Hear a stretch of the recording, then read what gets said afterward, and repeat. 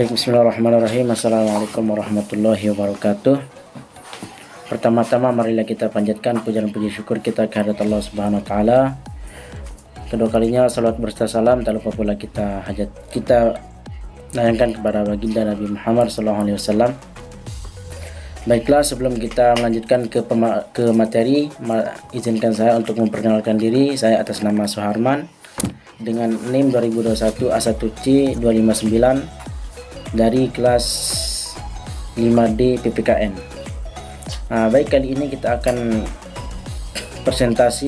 membahas tentang upaya mempertahankan negara Republik Indonesia. Yang pertama itu adalah dinamika persatuan dan kesatuan dalam konteks negara kesatuan Republik Indonesia.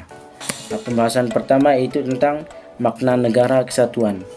Menurut C.F. Strong dalam bukunya A History of Modern Political Constitution, negara kesatuan adalah bentuk negara di mana wewenang legislatif tertinggi dipusatkan dalam satu badan legislatif nasional. Kekuasaan negara dipegang oleh pemerintah pusat. Kemudian negara kesatuan adalah negara yang bersusun tunggal, yakni kekuasaan untuk mengatur seluruh daerahnya ada di tangan pemerintah pusat. Pemerintah pusat memegang kedaulatan sepenuhnya, baik ke dalam daerahnya dapat dijalankan secara langsung. Dalam negara kesatuan hanya ada satu konstitusi, satu kepala negara, satu dewan menteri atau kabinet, dan satu parlemen. Demikian pula dengan pemerintahan, yaitu pemerintahan pusatlah yang memegang kewenangan tertinggi dalam segala aspek pemerintahan. Jadi bagaimana makna negara kesatuan menurut kalian? Setiap kita mempunyai pandangan tentang makna negara kesatuan. Kemudian selanjutnya itu adalah karakteristik negara kesatuan Republik Indonesia. Di dalam Undang-Undang Pasal 1 Ayat 1 Negara Republik Indonesia tahun 1945 yang merupakan naskah asli mengandung prinsip bahwa negara Indonesia ialah negara kesatuan yang berbentuk republik. Karakteristik negara kesatuan Indonesia juga dapat dipandang dari segi kewilayahan. Dalam pasal 25A Undang-Undang Negara Republik Indonesia tahun 1945 menentukan bahwa negara kesatuan Republik Indonesia itu adalah sebuah negara kepulauan yang berciri Nusantara dengan wilayah yang batas-batas dan hak-haknya ditetapkan oleh undang-undang. Kemudian selanjutnya persatuan dan kesatuan bangsa Indonesia dari masa ke masa. Yang pertama itu persatuan dan kesatuan bangsa pada masa revolusi kemerdekaan. Pada periode ini, bentuk negara Republik Indonesia adalah kesatuan dengan bentuk pemerintahan adalah republik yang mana presiden berkedudukan sebagai kepala pemerintahan sekaligus sebagai kepala negara. Sistem pemerintahan yang dipakai adalah sistem pemerintahan presidensial. Kemudian selanjutnya dalam periode ini yang dipakai sebagai pegangan adalah Undang-Undang Dasar 1945. Akan tetapi dalam pelaksanaannya belum dapat dijalankan secara resmi atau konsekuen.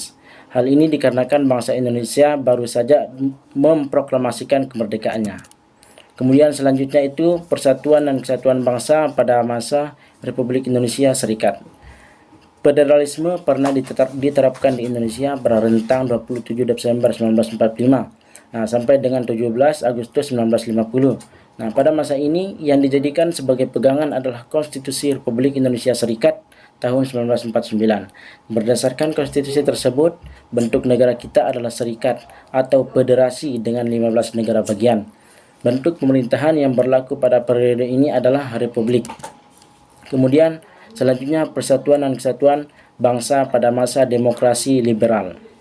Pada periode ini Indonesia menggunakan Undang-Undang Dasar Sementara Republik Indonesia tahun 1950 atau Undang-Undang UUDS 1950 yang berlaku mulai tanggal 17 Agustus 1950.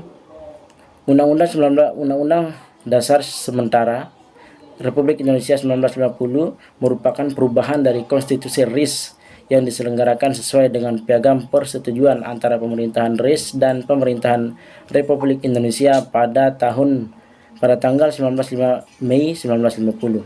Kemudian selanjutnya persatuan dan kesatuan bangsa Indonesia pada masa Orde Lama.